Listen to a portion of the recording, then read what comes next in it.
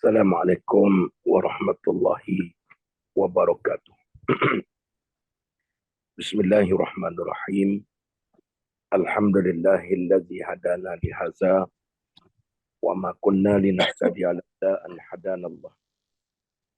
Asyhadu an la ilaha illallah wa asyhadu anna Muhammadan abduhu wa rasuluh. Allahumma salli ala sayyidina Muhammad wa ala ali sayyidina Muhammad. Allahumma faqihna fid din wa 'allimna ta'wil.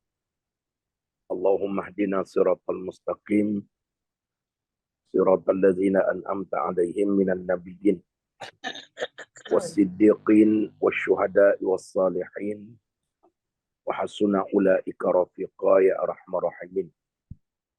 Asbahna wa asbahal mulku lillah walhamdulillahi la syarika lah.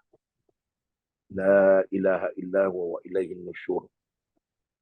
Asbahna ala fitratil Islam wa kalimatil ikhlas wa ala dini nabiyyina Muhammadin sallallahu alaihi wasallam wa ala millati abina Ibrahim hanifa wa ma kana minal musyrikin. Allahumma arinal haqqa haqqan warzuqna ittiba'ah wa arinal batila batilan warzuqna ijtinabah. Rabbi syrah li sadri wa yassir li amri wahlul 'uqdatam min lisani yafqahu qawli. Rabbi yassir wa la tu'assir wa tammim bil khair ya karim amma ba'd. Allahumma inna nas'aluka ilman nafi'a wa rizqan tayyiba wa amalan mutaqabbala. Ya Allah, ya Tuhan kami memohon kepadamu ilmu yang bermanfaat. Kami memohon kepadamu rezeki yang baik. Dan kami memohon kepadamu amal yang engkau terima, ya Allah.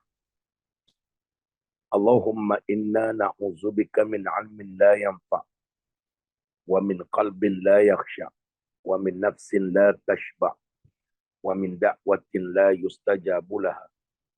Ya Allah, ya Tuhan kami memohon perlindungan padamu daripada ilmu yang tidak bermanfaat, daripada hati yang tidak khusyuk, daripada hawa nafsu yang tidak pernah puas-puas, daripada doa yang kau tidak ijabahkan. Allahumma tawaffana muslimin wa ahyina muslimin wa alhiqna bis salihin. Ya Allah, ya Tuhan kami, matikanlah kami dalam Islam, hidupkanlah kami dalam Islam, kemudian golongkanlah kami termasuk dalam golongan hamba-hambamu yang saleh. Rabbi syrah li sadri wa yassir li amri wahlul 'uqdatam min lisani yafqahu qawli. Rabbi yassir wa la tu'assir wa tammim bil khair ya karim amma ba'd.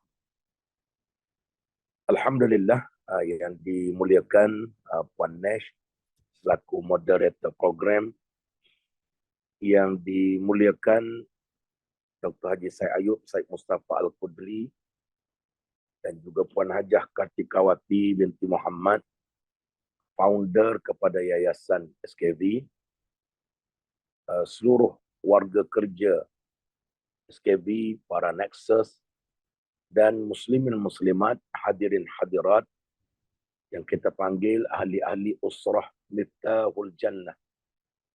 Miftah artinya kunci, Al-Jannah artinya syurga, yaitu kunci syurga. Mudah-mudahan menuntut ilmu adalah salah satu daripada jalan ataupun merupakan kunci. Macam kita beli kereta perdana, tapi bila nak start enjin kita pakai kunci kancil. Memang sampai bila pun tak boleh nak start. Lepas tu kita mengamuk. Kenapa tak boleh start? Apa gila ke tuan buat kereta ni? Kan gila, kita yang mabuk. Kunci kancil tak boleh guna untuk kunci perdana. Sama dengan kunci rumah. Saya balik rumah saya bawa kunci rumah Puan Nesh. Saya pun pergi tolak kunci rumah saya. Lepas tu saya mengamuk. Saya kata, apa punya kunci? Kan sama. Kunci rumah saya dengan Puan Nes kan sama. Mana sama kan? Jadi sebab itu kita nak masuk syurga tapi tak kena kunci dia. Sebab tu daripada awal bersama dengan Puan Hajah Kartika, bersama doktor, bersama Puan Hajah Hatini, Kak Tini kita yang comel. Kemudiannya Datin Umi Kalsum dan juga Datuk Said. Untuk maklumat, Datuk Said ni bekas Datuk Bandar Kuala Lumpur. Waktu kami ke ibadah haji, lama dah belas-belas tahun dulu bersama. Daripada situ tercetusnya satu idea. Alangkah baiknya kita teruskan dalam bentuk usrah. Usrah ni maknanya keluarga. Kemudian akhir kita melakukan secara rutin, fizikal, pada setiap pagi Rabu. Pada setiap pagi Rabu. Sehingga kan bertahun-tahun sampai sekarang belasan tahun. Saya, pengamatan saya, daripada banyak-banyak kumpulan, selalunya setahun dua mati. Dia semangat setahun. Akhir tinggal setengah mangat, daripada semangat, tinggal setengah mangat, lama-lama jadi ingat saja kan. Jadi ingat saja. Daripada mula-mula, semangatnya awak. Lama-lama makin slow, awak tinggal setengah mangat je dah. Awak tinggal ingat saja dah. Saya ucap tahniah. Dulu kita merindui kan. Kerana Puan Hajah Kartika ni seorang pakar masak. Pakar memasak kan. Chef terkemuka di seantero dunia. Kan? Sampai saya dengan Kak Tini, Puan Hajah Hatini, Puan Hajah Hatini ni orang besar Petronas. Dulu, big boss Petronas. Tapi akhirnya kami berdua lebih kurang kaki makan. Jadi kita boleh tanya apa menu. Cuma lepas COVID tu kita terpaksa henti. Namun setelah keadaan makin ramai, kita dan Puan Hajah Kartika dan doktor sibuk dengan urusan perniagaan. Setiap minggu, setiap 2 minggu ke Jakarta, kemudian rata-rata lah ke US, ke London, ke pelbagai seantero dunia. Jadi kita putuskan terus bersama online dan kita namakan usrah kita ini Miftahul Jannah. Miftah artinya tu dia. Usrah 30%, makan 70%. Betul kan? Saya ni jenis membujur lalu melintang sapu. Kan? Bukan lintang patah. Kalau apa benda saja, kalau sparring partner dengan Dr. Said. Dr. Said ni sahabat saya sudah sejak 20 tahun dulu. Kami ke mana-mana dulu, tidur sebilik. Tidur sebilik, pergilah ke Sabah, ke Kelantan, ke Johor, naik kereta 2 orang. Tapi tidak sebantal. Tidur sebilik saja, tidak sebantal. Kan? Tapi begitulah akrabnya. Dulu kami berdua ni memang tengah malam pukul 2 pagi pun saling kejut-mengejut. Ingat Qiyamul Lail. Rupanya kejut untuk pergi mencekik lagi. Itulah luar biasanya kita kan.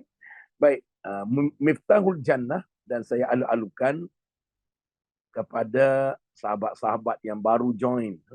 Kakak-kakak, abang-abang, boleh ajak lagi. Kawan, saudara, jiran, adik-beradik, orang pencen. Orang pencen kalau tak masuk kelas agama, dia sibuk main dam bawah pokok ketapang. Kalau tidak pun dia mancing. Muka dah jadi mancing ikan senangin. Tapi tak ingat pada akhirat, rasa diri kita, pasal ilmu ini, Allah sebut, Qul law kana al-bahru midadan li kalimati rabbi lanafidal bahru qabla an tanfada kalimatu rabbi walau ji'na bimislihi madada. Kalau kamu ambil 7, bukan 7, semua lautan dalam dunia ini, semua lautan, kamu jadikan dakwat untuk menulis ilmu Allah, nescaya takkan habis.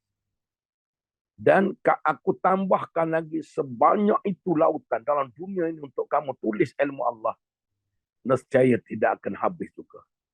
Sebab itu kalau kita ditakdirkan umur kita 1,000,000 tahun, kita belajar ilmu Tuhan ini, sampai 1,000,000 tahun pun tidak akan pernah habis. Lautan ilmu Allah. Maka sebab itu kata Allah dalam suratul Kahfi 109. Jadi tujuan usrah Miftahul Jannah adalah menggabungkan kita yang bukan satu ibu, satu bapa, tetapi menjadi bagaikan muhajirin dan ansar. Muhajirin dan ansar, mereka bukan adik-beradik. Tapi keakraban mereka lebih daripada adik-beradik. Kata Al-Imam Syafi'i, kamu nak tahu mana sahabat yang baik? Sahabat kamu yang baik, ketika kamu senang, dia bersama kamu. Ketika kamu bersedih, dia juga bersama dengan kamu. Itulah sahabat yang baik. Kan? Ada orang ketika kita senang, semua berkerumun macam semut. Masa kita susah, terbiar keseorangan tanpa orang peduli, itu bukan sahabat. Yang keduanya, kata Al-Imam Syafi'i, apabila kamu bertemu dengan seseorang dalam hidup kamu, dia sering mengingatkan kamu kepada agama. Sering mengingatkan kamu tentang dosa dan pahala. Sering mengingatkan kamu tentang taubatan nasuha. Sering mengingatkan kamu tentang akhirat dan azab sengsaranya. Maka berpegang teguhlah kamu dengannya. Kerana dia adalah sahabat sejati.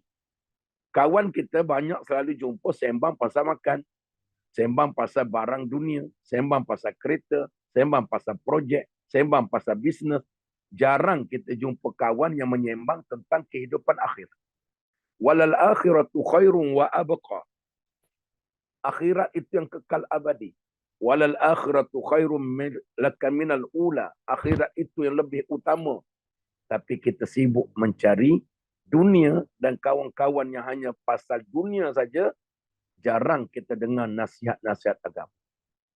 Apa kata Al-Imam Al-Ghazali rahimallahu ta'ala? Nasihat-nasihat agama ini adalah menjadi ubat kepada hati. Apabila hati tidak mendapat nasihat-nasihat agama, maka hati itu akan buta. Hati akan buta. Macam kita bawa kereta dalam keadaan mata buta. Habis semua benda langgar. Begitu juga berjalan dalam keadaan buta. Kita tak biasa buta. Bila sekali buta, masuk longkang, terjelus lubang, langgar dinding. Kan? Kalau orang tak langgar kita, kita langgar orang. Begitulah hati yang buta menjadikan kita ini tidak faham agama. Kita hanya sibuk dengan dunia, sedangkan setiap hari ada orang mati kembali kepada Allah, maka mati ini adalah nasihat yang tidak bercakap-cakap. Mati ini suatu nasihat paling baik. Kerana kita pasti akan mati. Kullu nafsin za'iqatul maut. Sampai masa fa iza jaa ajaluhum la yastakhiruna sa'atan wa la yastaqdimun. Maka oleh kerana kita akan mati, bila sampai mati tidak dipercepatkan sesaat, tidak diperlewatkan sesaat, tak kira muda dan tua, bila mati barulah kita sedar dalam lubang kubur kita telah terputus segala peluang beramal. Jadi nasihat agama ini mencelikkan hati agar di samping kesibukan kita dengan tugas harian untuk kehidupan di dunia sementara, kita jaga anak, jadi seorang isteri, jadi suami, jadi peniaga, jadi pengurus. Maka itu hanya untuk dunia, tapi jadi ibadah. Semua pekerjaan itu jadi ibadah kalau menepati syariat dan kita tidak meninggalkan ibadah-ibadah wajib lain. Kalau pergi kerja tapi tak semayang, walaupun pekerja paling rajin, anugerah tokoh pekerja cemerlang 40 tahun berturut-turut, namun tak semayang, maka dia seluruh pekerjaannya menjadi maksiat kepada Allah. Tapi kalau semayang, tutup aurat, datang bekerja, bantu suami, kemudian untuk tanggungjawab anak isteri di rumah, maka segenap pekerjaan itu, selagi dia datang kerja kerana Allah itu, ditulis pahala, pahala, pahala, pahala. Itulah untung orang bekerja. Kan? Orang bekerja untung 10 jam duduk di pejabat, 8 jam campur dengan jam, sejam pergi, sejam balik, 2 jam pergi, 2 jam balik, kadang-kadang 12 jam. 12 jam itu kerana Allah. Apa kata Nabi di dalam hadis yang sahih? Kata Nabi, orang yang mencari rezeki halal, untuk menanggung keluarga, membantu suami, dan suami untuk menyara kehidupan anak isteri dengan rezeki yang halal kerana Allah. Kalau mereka mati dalam keadaan bekerja itu, mereka ni diampunkan seluruh dosa-dosa. Sampai tahap tu, bukan sembahyang saja. Tapi dengan syarat kena sembahyang lah. Kena jaga aurat, kena jaga kewajipan. Begitulah besarnya rahmat Allah. Maka mudah-mudahan kita ahli usrah Miftahul Jannah bertemu di dalam kelas-kelas ilmu dan mudah-mudahan dipanggil taman syurga. Dia menjadi salah satu daripada anak kunci yang akan membuka pintu syurga untuk kita di akhirat nanti. Mudah-mudahan. Baik, muslimin muslimat yang dirahmati Allah, saya pun tak tahu, saya terlupa tanda itu. Ya, ada kitab ke mana kita berhenti ya? Muka surat 16, betul. Ada yang boleh bantu saya tak? Terlupa tanda kan? Ada yang boleh bantu? Eloklah, akak-akak pun tak ingat, aku pun tak ingat. Kita sama-sama lupa kan? Baik. Saya rasa kita dah bincang pasal ubat hati. Tanda hati sakit, tanda hati sihat. Tak apalah, kita ambil daripada muka surat 15. Mulai hari ini kita tanda elok-elok. Baik. Muka surat 15, tanda-tanda hati sihat. Hati yang sihat lebih mengutamakan sesuatu yang bermanfaat, menyembuhkan daripada hal yang membahayakan dan menyakitkan. Sedangkan hati yang sakit itu akan memilih sebaliknya. Suplemen yang bermanfaat adalah iman. Kita dah bincanglah. Obat yang paling bermanfaat adalah Al-Quran. Masing-masing daripada keduanya berfungsi sebagai suplemen dan ubat bagi hati. Sebab itu kata Nabi, kata Al-Imam Ghazali, bila kita baca Quran, Quran ini akan mengikis karat-karat yang ada pada hati, menjadikan dia tenang. Hari ini kita gelisah sebab hati tak tenang. Al-Quran, zikrullah, kemudiannya apa saja amal-amal ibadah kerana Allah menyucikan hati. Termasuk tanda sihat hati juga adalah ketika seorang pergi meninggalkan dunia menuju akhir. Kemudian bermukim di sana. Dia berada seakan-akan akhirat merupakan tanah kelahirannya. Sungguh ia telah datang sebagai orang asing untuk mengambil sebatas keperluan dan akan kembali ke negeri asalnya. Sebagaimana kata Nabi kepada Abdullah bin Umar, kun fid dunya ka'annaka gharibun aw 'abiru sabilin wa'udda nafsaka fi ahlil qubur. Jadilah kamu di dunia seakan-akan orang asing atau pengembara dan siapkanlah dirimu termasuk di antara ahli kubur. Marilah ke syurga Adnin kerana di sana persinggahanmu yang utama dan di sanalah tempat berteduh. Tetapi kita sedang menjadi tawanan musuh dalam penjara dunia. Bagaimana menurutmu? Bolehkah kita kembali ke negeri kita dengan selamat? Baik. Nabi pesan pada kita dalam hadis sahih. Hidup atas muka bumi ini, jadilah kamu macam orang bermusafir. Macam saya sebut minggu lepas. Kita pergi Langkawi, 3 malam, tak ada bawa peti sejuk, ada tak? Kenapa abang bawa peti sejuk ni? Lagi Langkawi ya, berapa hari? 3 hari ya. 3 hari bawa peti sejuk memang bodoh betul. Kenapa bawa katil tilam? Nak pergi tidur Langkawi. Dia ingat Langkawi ni lekeh, tak ada katil. Itu dia panggil. Saya selalu kalau bawa jamaah pergi ke umrah, sejak 20 tahun dulu. Kalau orang Kelantan, ada sekali yang saya bawa tu, bawa budu. Kita dah pesan. Bawa budu, kalau nak bawa, kena balut elok-elok. Dengan kain, dengan apa. Bawa sekali dalam beg kargo, sampai di airport Jeddah, meletup beg. Meletup budu tu gas. Tentera datang ni bawa M16 10 orang. Kepung beg tu. Dia kata, la, budu. Apa budu? Budu. Jadi, saya buka beg ingat sebotol. 15 botol budu. 15 botol. Sampai kat Mekah, Rupanya ada orang jual budu. Tepuk dahi dia. Kat Mekah sekarang dia jual budu. Budak-budak student-student kat sana bawa budu jual kat sana.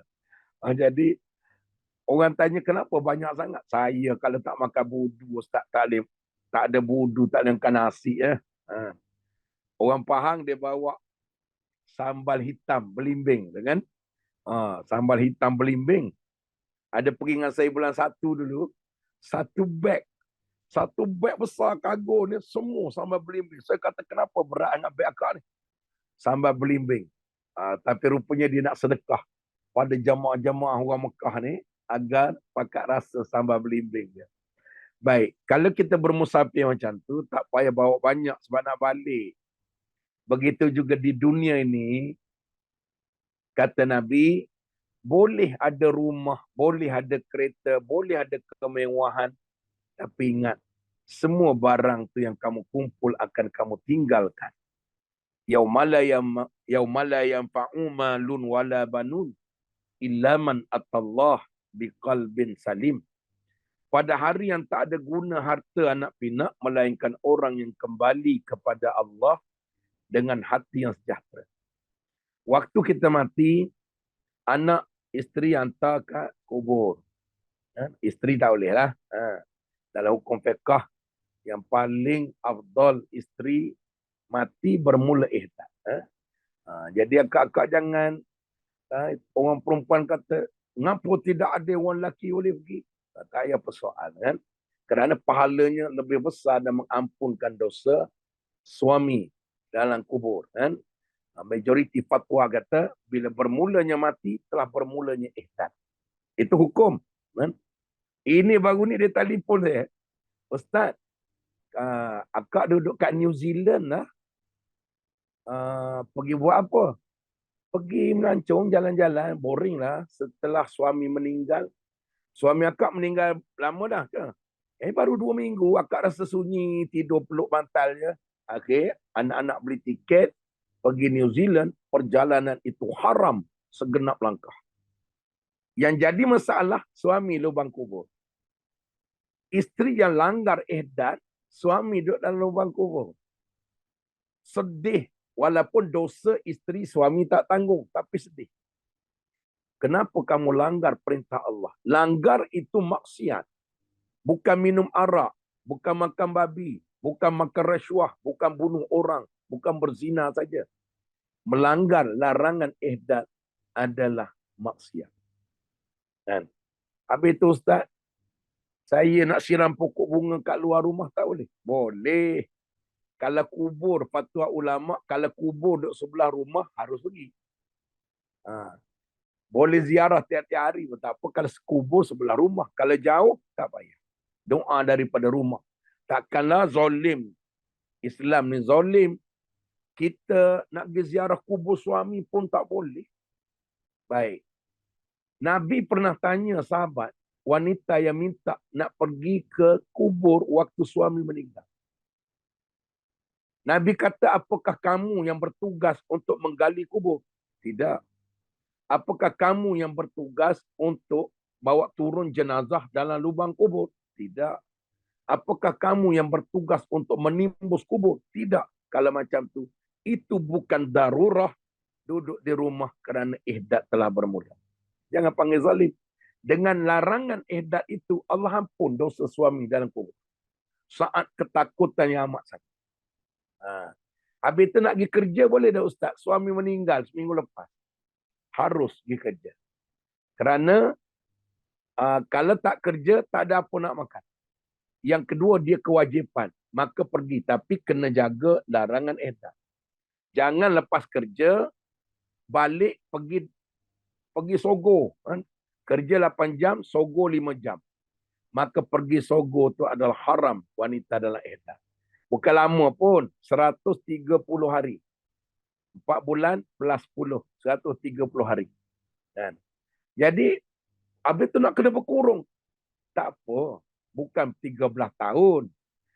Habis tu anak boleh tak Ustaz? Saya nak pergi rumah anak sebab rasa sunyi, tak ada orang. Harus. Bukan Islam ni rigid. Duduk kat rumah.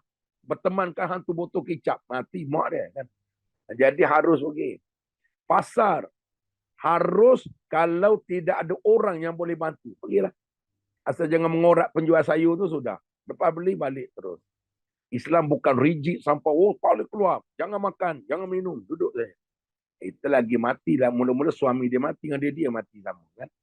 Jadi tapi kalau lagi melancong, pergi berpesta-pesta haram. Kenapa? Larangan Allah.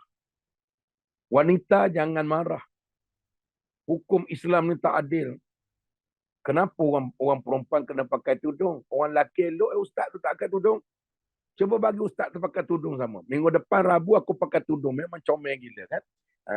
Dengan janggutnya, dengan misai je. Saya ni kalau pakai tudung memang comel lah kan.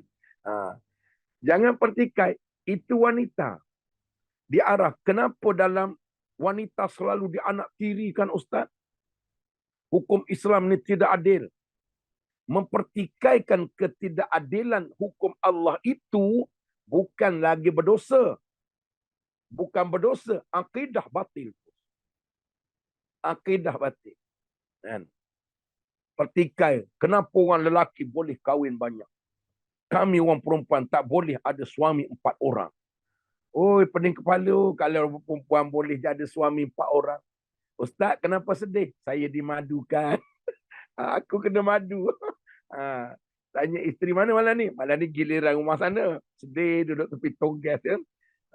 Kenapa wanita yang jadi mangsa? Sebab ada sekarang pejuang emansipasi wanita. Mereka jahil agama, mereka batil akidah. Minta maaf saya sebut. Sisters in Islam. Semua Islam. Semua profesional. Tapi telah difatwakan oleh Majlis Fatwa Kebangsaan sesat, batil, lagi menyesatkan. Yang dok bergaduh dengan majlis agama, kenapa Islam tak benarkan minum arak? Sedangkan itu dosa antara kita dengan Tuhan. Itu melanggar hak kebebasan asasi manusia. Dia guna logik akal. Baik, dia guna logik akal. Jadi ini dia panggil, bukan Islam ini menghina wanita. Tapi Islam ini menaik taraf wanita. Pada zaman jahiliah dulu, sebelum Nabi datang, wanita kalau period, diharamkan memasak masuk dapur. Wanita period haram bagi Arab jahiliah. Masak, awak kotor, jangan masak. Tapi bila Nabi datang, wa ma arsalnaka illa rahmatan lil alamin, wanita dinaik taraf, masa uzur pun boleh masak, hidang makanan. Masa zaman jahiliah wanita tak pakai tudung. Bila Nabi datang, datangnya perintah agar menutup aurat. Bukan pakai tudung, akak-akak tak pakai tudung pun tak apa. Datang pejabat, kenapa ustaz ni sebut kita? Boleh, pakai baldi lah. Pakai baldi buat lubang kat biji mata ni, tutup baldi ni kan. Kerja sebagai admin SKV kan. Apa awak hal lagi ni mabuk pakai baldi? Tak apa ustaz kata pakai tutup aurat. Boleh tak? Boleh. Bukan wajib pakai tudung, asal tutup aurat. Pakai guni gandum ke? Boleh. Jadi, biasa ibu-ibu yang biasa beli barang kemas, nak tahu value wanita Islam ni, kalau beli barang kemas pokong ke, Wahcan ke, Habib Jewel ke, ada tak beli cincin, beli rantai, dia bagi bubuh dalam plastik. Orang Kelantan panggil jabir orang. Plastik tu, ni cincin berapa ribu? 15,000. Bubuh dalam plastik. Nah, tak ada. Cincin ke rantai bubuh dalam kotak. Tutup elok. Kotak pula letak dalam beg. Lepas beg dapat pula payung satu. Kan? Payung Wahcan. Tak ada diletak dalam plastik. Itu tanda barang mahal. Kita beli terung, beli tomato, beli lada, dia letak dalam plastik. Itu barang biasa. Emas, barang mahal. Wanita yang bertutup, bertudung, arahan Allah, tanda Allah, letakkan wanita itu nilainya mahal. Bukan murah. Tapi kita salah faham. Jadi itu perlu kepada ilmu. Jadi oleh kerana kita ini adalah pengembara di atas muka bumi, maka persiapkanlah untuk kita menjadi ahli kubur. Wa'udda nafsaka fi ahli kubur. Persiapkan untuk mati Dan kita dah tak lama nak pindah ke alam kubur. Hidup atas dunia mungkin 60 tahun. Mungkin 60 tahun, 70 tahun. Ulama-ulama besar meninggal dunia muda-muda kan. Imam Qurtubi. Imam Qurtubi ni orang Spanyol. Keturunan daripada suku kaum Khazraj. Mati 750 tahun dulu. Tapi meninggal dunia 59 tahun. Imam Nawawi meninggal dunia 44 tahun. Nabi Rasulullah wafat 63. Abu Bakar 63. Omar 63. Sayyidina Ali 63. Sayyidina Osman saja 82. Yang lain semua 63. 63 ada sahabat Nabi. Sa'ad bin Mu'az. Baru 4 tahun. Muda-muda dah mati. Tapi itulah. Tapi sebab kita tak ambil iktibar, menjadikan kita tak bersiap untuk masuk lubang kubur. Kita rasa kita semayang. Kita rasa kita semayang. Tapi semayang kita tak sah. Sebab apa tak nak mengaji? Banyaknya semayang yang tidak sah. Kerana kita tak mengaji. Saya ambil contoh. Saya ambil contoh. Pak Doktor suka kalau kita buat soalan-soalan fiqh. Kan? Ramai orang tanya. Saya dua ni viral dalam TikTok. Kan? Ada satu ustaz. Dia sebut hukumnya haram. Sembahyang di atas sejadah yang ada gambar Kaabah. Haram. Sembahyang di atas sejadah yang ada gambar masjid, kubah masjid, kemudian kubah Masjid Nabawi, kita rokok sujud menghinakan masjid tersebut. Kita pun dengar, kata apa bengong ustaz ni. Baik, soalan saya. Yang kita sujud rokok tadi atas kubah masjid ke atas jadah? Atas jadah. Hiasan dia kubah masjid. Yang haram kalau pergi menghinakan dengan cara sepak terajang Kaabah. Itu hina. Kalau sujud sejadah yang ada gambar Kaabah, tidak haram. Tak ada ulama fatwa haram. Dia ni tahan daripada mana datang. Buat keluar haram macam tu. Baru ni ada satu ustaz. Haram. Barang siapa memelihara kucing, hukumnya haram. Kalau letak kucing itu dalam rumah. Kerana dia kiaskan pelihara kucing sama dengan anjing. Nabi tak pernah meletak kucing dalam rumah kerana kucing itu ada najis. Saya kata, bukan kucing, orang pun berak sama. Makna orang pun tuan rumah jangan duduk dalam rumah, tidur luar rumah. Dalilnya anak-anak kita, baby-baby, kita sendiri pun berak. Ada yang tak berak. Dr. Syed duduk ceramah pasal proses autointoxikasi, peracunan diri. Cari produk-produk detox SKB, detox neutral, terbaik dunia akhirat. Jadi yang tak berak, jangan buat pasal, tak berak punya pasal, macam-macam penyakit datang kan. Semua berak. Kalau macam tu bukan kucing, kita pun tak boleh duduk dalam rumah sebab berak. Baik. Sekejap ya. Jadi maknanya hukum pakai sejadah yang ada gambar Kaabah harus. Asalkan yang terbaik, janganlah bahagian gambar Kaabah itu, gambar masjid itu kita pijak. Pijak tempat belakangnya, tak ada orang sejadah ni buat Kaabah kat belakang, kat kaki. Kaabah kat kepala, masjid kat kepala. Namun yang paling baik, pakai sejadah yang plain, kosong. Itu paling baik. Lagi banyak gambar, lagi mendatang ketidakkhusyuk. Lagi tak khusyuk. Sebab tu wanita selalunya dia pergi masjid ke mana, dia bawa kain putih kan. Satu sejadah kecil tu. Tu bagus. Letak kat depan, sebab kalau banyak tulisan, banyak sangat benda mengganggu sembahyang. Saya tak kata orang lain, saya kata saya. Kan? Pergi sembahyang, duduk saf nombor 3. Saf nombor 2, ada satu budak, dia pakai t-shirt, ada tulis atas belakang dia, alumni sekolah tahun 85. Nah, aku lama tu imam baca, aku dah baca nama-nama tu lah. Oh, ramai kawan dia. Dia tidak baca tulisan. Baik. Lagi kosong lagi baik. Jadi itu hukum. Maka kita hormatilah yang bagi pandangan, tapi jangan kasar sangat. Jangan kasar sangat sampai orang semayang sekarang pun jadi was-was. Sudah dia kata haram. Jangan guna sejadah yang ada lambang Kaabah. Lambang tu kita menghina. Takkan kita sujud hina. Itu tetap dipanggil sejadah. Itu tetap dipanggil sejadah. Tidak dipanggil Kaabah. Kan? Kemudian dia kata kita lipat itu menghina. La ilaha illallah. Itu kan lipat sejadah, bukan lipat Kaabah. Itu pun kena betulkan pahaman yang tak betul itu kan. Baik, pasal isu kucing tadi. Kucing ini haram dimakan, tapi binatang yang halal dipelihara. Boleh duduk sekali dalam bilik, masuk kain tu imam, boleh tengah semayang dia duduk atas riba. Tidak batal semayang. Yang ustaz tu kata tak boleh sebab dia berak. Kita pun berak sama. Yang tak boleh, yang membatalkan semayang, kalau bulu kucing lekat pada baju.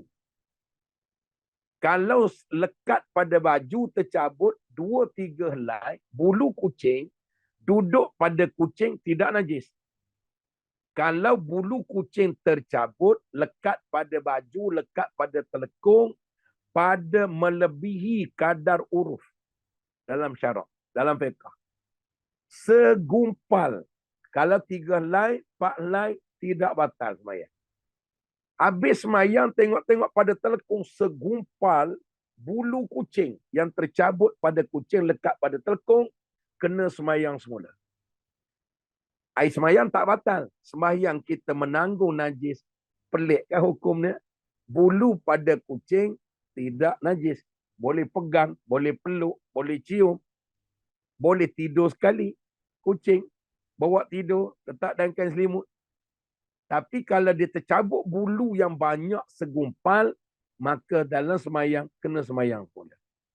Tapi lepas semayang, tengok 3-4 helai bulu. Itu bawah pada kadar kebiasaan banyak, tidak batal semayang. Boleh semayang. Itu dia panggil, orang nak masuk lubang kubur kena mengaji. Ya. Baru ni ada satu lagi pandangan. Ya.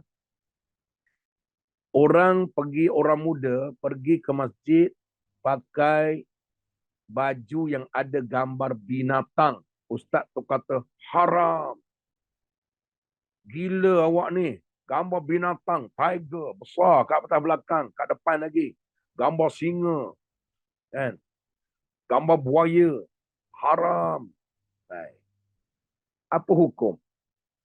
Sembahyang pakai baju yang ada gambar binatang. Besar-besar. Apa hukum? Ulama sebut dalam kitab fiqh. Kalau gambar tu kecil, macam baju krokodil. Kan? Krokodil ke penguin ke apa benda. Kecil lah. Jenama baju. Harus.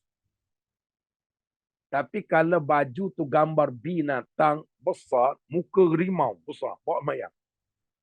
Tidak batal mayang, cuma makruh saja. Hatta bawa gambar babi pun. Ulama sebut, bawa gambar babi tengah mayang. Babi kat baju ni. Pik. Kan? Gambar pink lagi. Tangan duk kita. Kita duduk belakang dia. Kata babi Cina ke babi jantan ni. Tak belakang besar. Gambar kan babi duduk gini. Kaki pendek, hidung muncul. Gambar babi, color pink. Boleh tak? Walaupun babi. Ada orang kata, haram lah, gila wak. Makruh. Dia panggil tak senonoh. Semayang sah tak? Semayang sah. Semayang sah. Semayang sah. Cuma, kenapa bila nak menghadap Tuhan, pakai baju macam tu? Cuba Agung panggil, pergi istana, makan malam bersama Agung. Kita pakai baju, ada gambar harimau. Sopan tak? Dia panggil kurang hajar punya rakyat. Datang jumpa aku, nak terima pingat, pakai baju, gambar lambang babi. Lambang biawak ni. Agung halau dengan pengawal dia. Itu baru raja atas dunia. Raja yang paling besar Allah. Kenapa semayang? Semayang pakai macam tu. Saya cukup anti. Orang lelaki pakai semayang pakai kain pelikat, pakai singlet pagoda. Singlet. Bulu ketiak adalah panjang macam mop. Masa awak pergi makan kenduri, pakai batik pula. Nak pergi menghadap manusia, jumpa pengantin, pakai batik. 400 lebih. Bila nak menghadap Tuhan, pakai singlet, keluar bulu-bulu ketiak yang tak pernah potong 4 tahun lebih. Kan? Yang tu dipanggil kurang asam jawa. Nak menghadap Tuhan. Tadi kakak kita tanya, apa hukum isap rokok? Ini sensitif ni kak. Apa hukum isap rokok? Baik. Ulama-ulama Saudi menghukumkan haram. Kerana tidak ada faedah rokok. Nanti dulu. Yang abang-abang lelaki kata tak guna punya ustaz kan. Dalam Majlis Fatwa Malaysia meletakkan hukumnya makruh. Makruh ni ada dua. Satu makruh yang tanzihi. Kalau makruh buat, tak dapat pahala sunat saja. Makan jering, makan petai, makan bawang. Kan? Waktu nak pergi semayang, orang sebelah berbau, kita angkat takbir. Allahu Akbar. Mulut ni bau petai, 3 saf semua pensan. Rupa dia makan 3 lori. Kan? Baik, itu makruh tanzihi. Saudi lagi banyak isap rokok, betul. Namun, ada satu lagi makruh dipanggil makruh tahrimi. Makruh tahrimi. Tahrimi, makruh. Tidak digalakkan buat. Menghampiri haram. Kadar minima yang majlis fatwa sebut adalah rokok ini makruh tahrimi. Oleh kerana masih ada pandangan macam tu, maka bagi kaki-kaki pengisap rokok, bukan saya suruh isap. Kalau boleh tinggal lagi baik. Kerana ulama sebut, walaupun makruh, tapi dia makruh tahrimi, hampir-hampir nak jatuh haram. Itu ulama Malaysia. Ulama Saudi dia keluar hukum, betul. Tapi kat Saudi lagi banyak semua askar dia, tentera dia isap rokok lah ke. Kan? Jadi kalau nak ambil pandangan, makruh itu isaplah. Kalau boleh tinggal, itu yang paling baik. Itu yang paling baik. Baik. Itu kita panggil, sebab rokok ni banyak mudarat. Tapi orang lelaki ni syok. Lagi letak gambar kanser, lagi dia isap. Saya baru ada feel lah Ustaz. Bila tengok gambar-gambar kanser paru-paru, kanser thyroid, kanser pun, baru ada feel isap rokok. Ada setengah lelaki, dia sebut kata ya. Dia kata kalau kita tak isap rokok, tak nampak macho Ustaz. Ustaz isap rokok tak? Saya Alhamdulillah, tak pernah try macam mana rasa rokok sejak daripada hidup. Kan? Tak pernah try. Kita tak kontal adik-beradik kita tak isap. Jadi abang-abang yang isap, kalau mampu tinggal, itu paling baik. Kalau tak mampu, ada setengah orang bila tak isap tu menyebabkan hilang idea lah, tak datang. Dapat je rokok, okey kan, datang idea. Kalau dah macam ambil lah pandangan ulama yang kata makruh tadi kan. Tapi makruh ni, kalau boleh tinggalkan, itu yang paling baik. Yang paling baik. Jadi nak ambil pandangan tu silakan lah. Baik. Jangan duk bergaduh. Baik. Jadi maknanya, wa'udda nafsaka fi ahlil kubur. Wa'udda nafsaka fi ahlil kubur. Bersiap kamu untuk masuk kubur ni menjernihkan hati. Salah satu nak masuk kubur, mestilah dalam keadaan bersih diri. Salah satu perkara yang kena bersih adalah hutang. Saya dah sebut minggu lepas. Hutang ini tak bayar adalah maksiat. Kita rasa macam tak semayang saja maksiat. Tak pakai tudung saja maksiat. Tak bayar hutang adalah maksiat. Walaupun mati syahid, terbunuh, terpotong 80 dalam medan perang, mati syahid. Ada hutang, jenazahnya kata Nabi akan tergantung di antara langit dan bumi. Sampai waris bayar. Macam mana waris nak bayar? Waris tak tahu. Tak tahu hutang-hutang kita. Sebab tu budayakanlah menulis wasiat. Dalam telefon. Masa kita tak sakit ke sakit, sebab tak tahu besok hidup lagi tidak. Hutang ayah ni tak banyak mana, ada 14 juta lagi.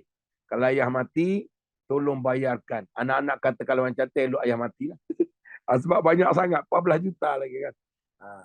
Jadi selagi waris tak bayar, Sebab itu dalam pembahagian hukum faraid, selesaikan dahulu hutang-hutang jenazah, baru boleh bagi harta. Macam mana waris nak tahu? Kita tak pernah wasiat. Hutang dengan siapa? Banyak mana? Bila ambil? Maka malam ni kena tulis, takut besok mati. Jadi muslimin muslimat yang dirahmat. Salah satu hutang, itu hutang dengan manusia, mengotorkan hati. Hutang kita dengan Tuhan juga kena bayar sebelum mati. Ini dia panggil sebagai wa'udda nafsaka fi ahlil kubur. Orang yang hati jernih sentiasa bersiap sedia nak masuk lubang kubur. Salah satu hutang kita dengan Allah, hutang dengan manusia pun wajib, dengan Allah pun wajib, iaitu hutang sembahyang. Siapa depan saya ni yang tak meninggal, tak pernah tinggal sembahyang? Tak ada, saya rasa, kan? Tak ada. Ustaz-ustaz meninggal sembahyang. Saya pernah ceramah sekali di Shah Alam. Dia panggil ceramah untuk 500 orang, semua ustaz. Dia panggil bengkel profesionalisme, peningkatan kualiti seorang da'i, pendakwah. Jadi dia panggil kita ceramah, kita pada cak ayam. 500, balik Mesir, balik Jordan, balik Morocco, ahli hadis ni. Saya tanya itu, daripada 500 ni, ustaz mana yang tak pernah tinggal saya? Seumur hidup, daripada umur, balik sampai sekarang, langsung tak pernah tinggal, tak terlewat, tak tinggal. 500 tu tak ada seorang pun kat tangan. Kerana apa? Semua manusia meninggal. Tinggal semayang artinya wajib qada. Ulama fiqh sebut. Soalan dia. Apa hukum Ustaz? Saya masih banyak semayang qada yang belum selesai. Saya semayang sunat. Pandangan ulama ada dua dalam fiqh. Yang pertama, tak payah semayang sunat selagi hutang ada. Semayang qada berterusan sampai habis. Tak payah sibuk diri dengan semayang sunat. Itu pandangan pertama. Sebab sunat itu sunat, qada itu wajib. Sembahyang qada itu wajib. Oleh kerana sembahyang qada itu wajib, wajib diganti. Sebab kita berhutang dengan Tuhan. Kita berhutang dengan Tuhan. Sebab itu masa sembahyang, ada orang, ada mak panggil. Boleh tak kita jawab? Ada orang datang luar rumah. Ada urusan urgent, orang dok panggil. Ataupun ada perkara-perkara yang bukan wajib. Orang panggil, boleh jawab tak? Kalau semayang sunat, harus jawab dan berhenti, tak berdosa. Kalau semayang wajib, walaupun mak panggil, haram untuk berhenti semayang. Termasuk semayang qada adalah wajib. Maka haram untuk jawab. Kecuali Nabi panggil. Bila kita jumpa Nabi. Maka pandangan pertama, kena qada, tak payah sunat. Namun pandangan yang kedua, boleh buat sunat dengan bukan dengan sebab. Boleh buat sunat dengan syarat. Utamakan qada dulu. Ini dia sibuk semayang tahajud. Sibuk semayang sunat tasbih, semayang sunat qabliyah, ba'diyah. Qada dulu tak habis, tak payah semayang, lebih baik. Kerana sunat Allah tak tanya. Pahala lebih besar semayang qada, sebab dia wajib. Datang pula soalan kedua. Apa hukum Ustaz? Saya semayang qada dalam keadaan duduk atas kerusi. Apa hukum? Saya semayang qada duduk atas kerusi. Jawapan dia, kalau semayang qada, qada itu adalah mengganti sembahyang wajib. Hukumnya adalah wajib.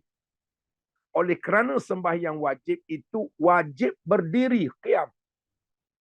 Kalau kamu mampu berdiri, kamu semayang qada duduk, semayang qada itu tidak sah. Saya ulang balik. Oleh kerana semayang qada itu qada kepada fardu. Kalau kamu mampu berdiri, kamu sengaja pilih duduk sebab dah tua. Bolehlah kot semayang qada sambil duduk. Tadi semayang zuhur, berdiri. Semayang qada, 4 rakaat lepas zuhur, qada yang dulu-dulu, kita duduk atas kerusi. Oleh kerana qada itu wajib, kita mampu berdiri, kita duduk, sengaja duduk, tidak sah semayang. Kalau tak mampu, sakit, uzur, barulah harus duduk. Sama dengan hukum sembahyang fardu yang sekarang. Adapun sembahyang sunat.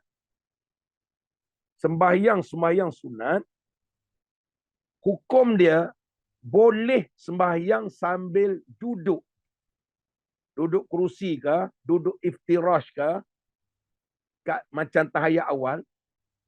Walaupun tidak sakit.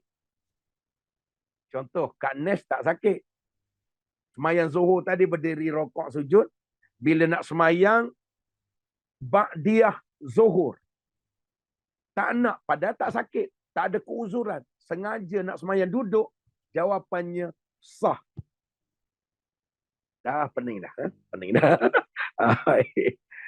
Sekali lagi ulang. Semayang fardu wajib ikut hukum 13.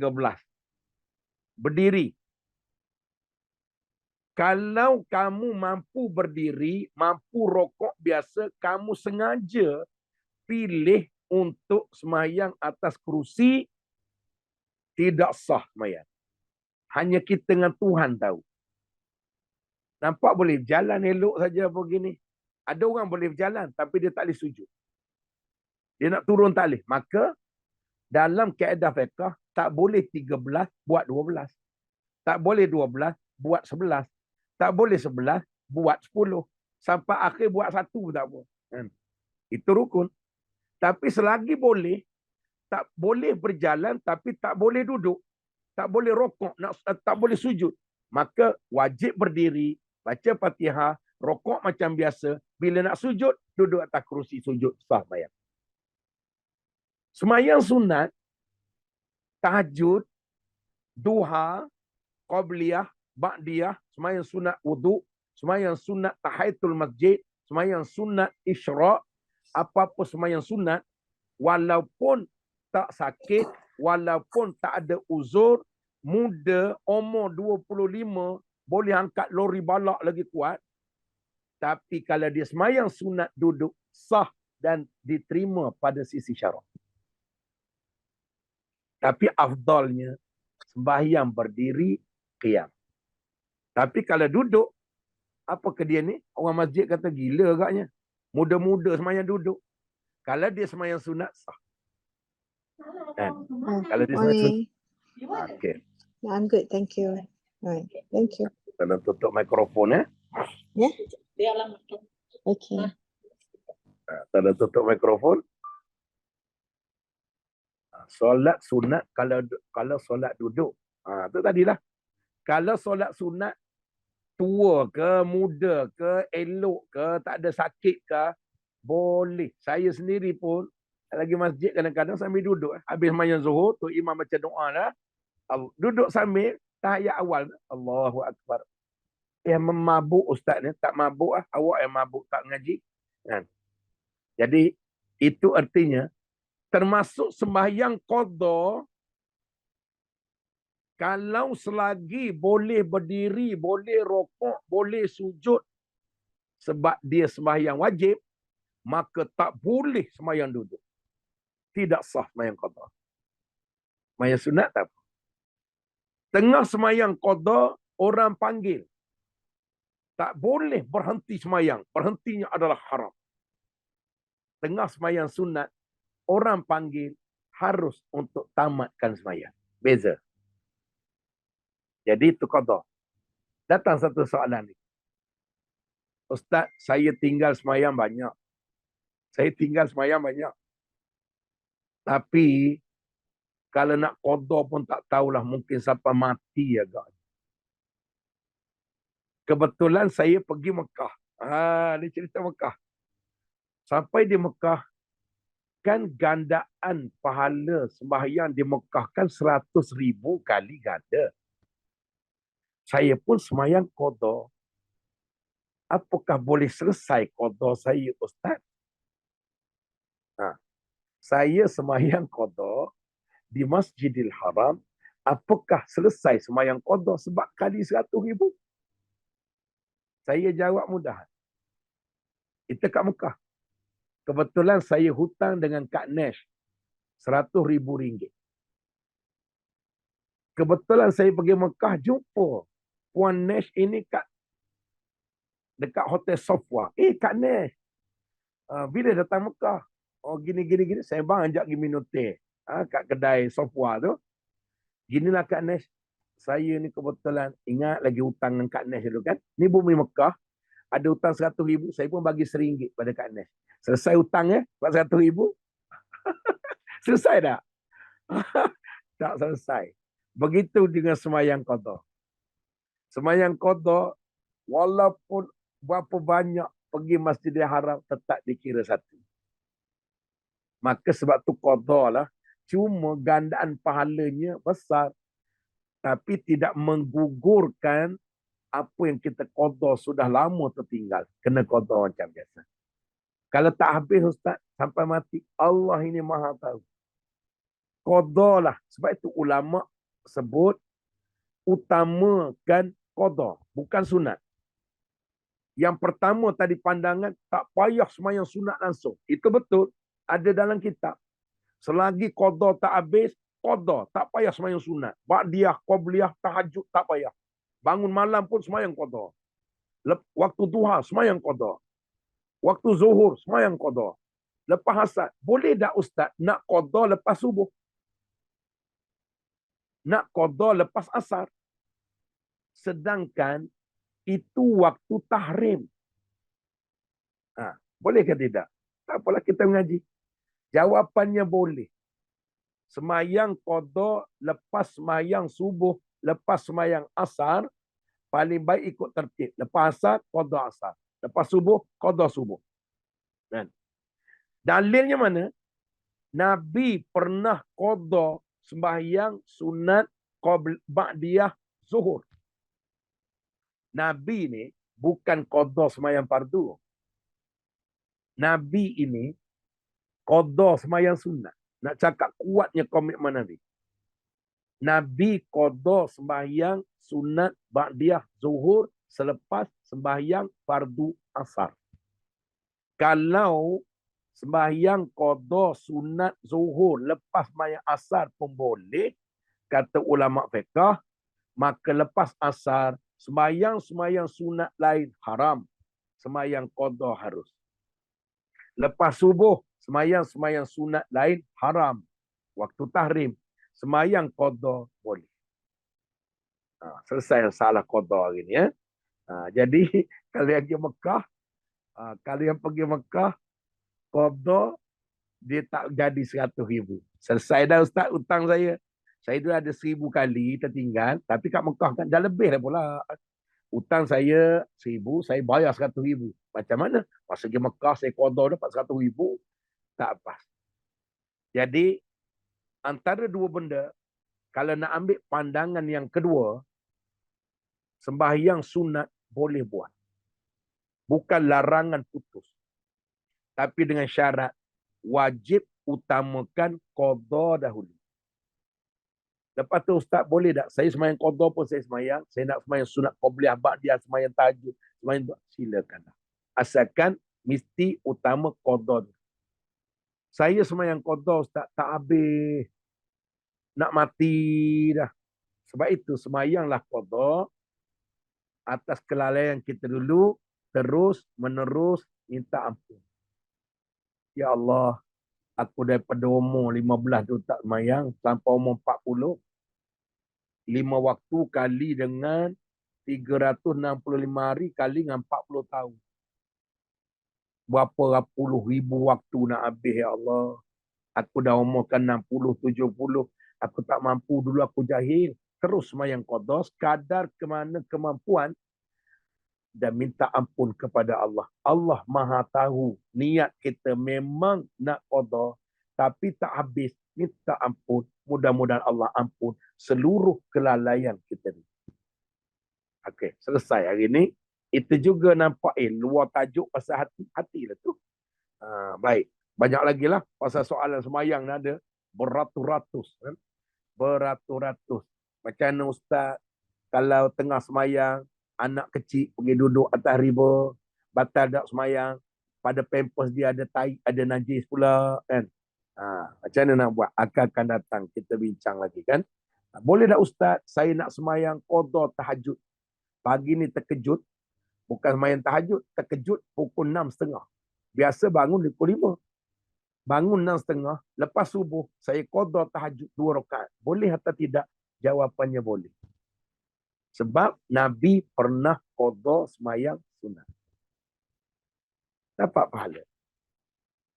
Nabi pernah, boleh tak Ustaz, saya nak qada semalam punya duha tak buat? Boleh. Boleh qada. Boleh tak Ustaz, saya nak qada tadi subuh, saya tak semayang sunat subuh. Jadi rasa pahala besar. Lepas zuhur ni saya buat. Boleh. Kalau yang sunat pun boleh qada, yang wajib, apatah lagi, wajib qada. Jadi, macam itulah. Ya? Pasal qada saja hari ni. Kan? Panjang lagi. Kalau rujuk kitab-kitab ni, banyak lagi. Soalan-soalan. Kalau tu imam lebih rakaat, apa-apa kita buat. Tu imam mabuk makan daun ketum bagi tu. Semayang subuh 3 rakaat. Orang semayang 2. Apa patut kita buat? Kemudiannya, lagi apa lagi? Lain-lain lagi lah. Banyak lagi kan? Yang kita akan bincang sambil selit-selit. Dr. Said dia sukalah. Suka soalan-soalan fiqah ni. Kakak-kakak, abang-abang sekalian, jangan rasa, alah, bak semayang je. Tapi kalau kita buat kursus tahsil solat, bersaipah tak betul semayang. Sebab kita semayang tak mengaji. Kita semayang ikut TikTok. Guru kita adalah Facebook. Guru kita Instagram. Kita tak pernah bertalaki tentang sembahyang. Sebab itu kita semayang hati gelisah. Itu belum cerita tentang khusyuk solat. Belum cerita tentang khusyuk solat. Kata Imam Hasan Basri, manusia akhir zaman ini majoriti tidak khusyuk solat. Kerana apa? Dosa. Dosa kita yang menjadikan hilang konsentrasi pada solat. Saya hilang spek mata ni. Dekat tua-tua ni spek mata. Dia ambil wuduk tak tahu letak kat mana. Kadang habis satu rumah mengamuk. Hari tu spek mata saya letak atas dahi. Cari satu rumah sampai ke dapur. Habis anak-anak kena. Kan? Isteri saya, mana awak letak spek saya? Cari kat setengah jam. Pada atas dahi. Apakah itu tanda-tanda hampir mati? Kata dahi. Jadi banyaklah perkara-perkara ibadah ini. Baik, saya rasa cukup dulu sekali hari ini. InsyaAllah, walaupun hari ini dapat 2 baris saja, tapi saya rasa bermanfaat untuk ibadah kita. Hari ini tentang semayang, tentang penggunaan sejadah. Kan? Nanti kita akan sentuh lagi pasal-pasal sembahyang yang lain. Kerana sembahyang ini ibadah yang paling awal akan dihisap. Kalau semayang tak lepas, yang lain ditolak. Kalau semayang yang lepas, baru yang lain ditopak. Jadi, sebab itu kena jaga semayang dengan cara belajar. Belajar. Kita tak khusyuk. Saya kalau hilang kunci kereta, insyaAllah, semayang, jumpalah. Angkat takbir, dah 2 hari dah cari tak jumpa. Allah, dah. Kat sini, rupanya letak dalam laci almari lain. Jumpa. Jadi, macam mana nak jadi macam sahabat Nabi Urwah bin Zubair. Urwah bin Zubair. Khusyuknya semayang. Waktu itu, ubat-ubatan tak ada secanggih sekarang. Kalau nak bius, dia punya infection pada kaki yang perlu potong, maka kena minum sedikit arak. Untuk bagi dia hayal-hayal. Kan? Macam ubat bius. Dia kata, aku tak nak tubuh aku masuk benda haram. Kalau macam tu tak apalah. Kami datangkan 5-6 orang pegang awak untuk potong kaki.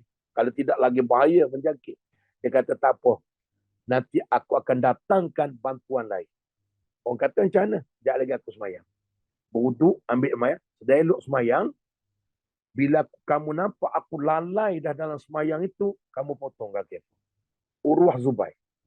Dia angkat takbir semayang. Hilang terus ingatan pada dunia. Konsentrate pada Allah. Rasa macam Allah duduk depan. Maha takut, maha harap. Masa sujud, geng-geng doktor ni perak potong kaki. Sampai habis semayang, bagi salam, tak rasa kaki potong. Jangan cuba aksi ini pada aku. Memang muka doktor, muka nurse pecah habis. Sekarang bukan nak pergi potong kaki. Nyamuk seekor aku kejar satu rumah. Kan? Jadi, kita pun cuba aksi ni. Kan? Doktor, cubalah potong kalau masa saya semayang nanti.